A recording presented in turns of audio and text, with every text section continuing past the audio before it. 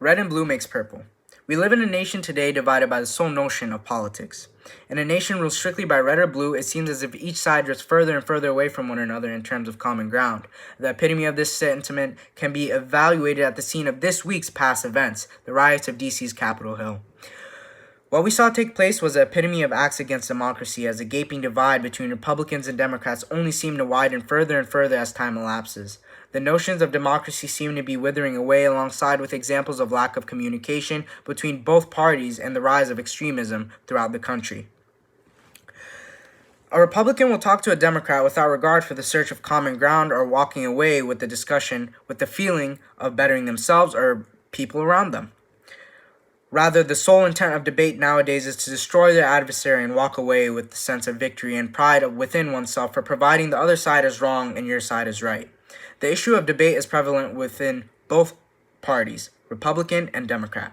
No one wants to see eye to eye. With a nation that is supposed to stand united, the divide within politics serves as a roadblock to true democracy due to the issue of lack of communication or benign communication. Rather than working to make the nation great for both parties and provide all individuals with a society that makes them want to evoke pride and nationalism, we create two worlds for ourselves when we isolate the Republicans to one side and Democrats to another.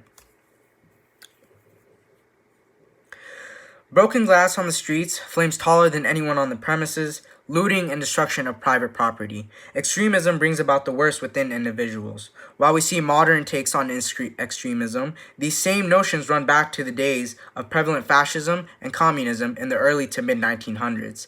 Figures such as Benito Mussolini brought about fascism throughout the country of Italy, while figures such as Vladimir Lenin brought out communism into the Russian nation.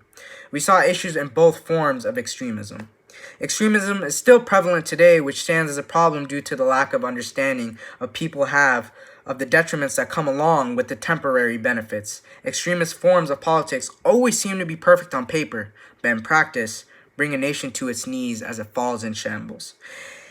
In an educated society, we may begin to see a path to progress. I'm a firm believer in the idea that both people are the products of their economy and that education is a reliever to some of the most prevalent issues in our world. I have a connection with a friend of mine, a member of a podcast with his two friends, where they discuss weekly news and then proceed to a discussion of social issues within the United States and give their individual takes on them. Listening to their podcast, the traction, and listening to the thoughts of the three free-thinking individuals brought about this passion within me and a spark to change in the world we live in. This is where my two beliefs in life hold strong.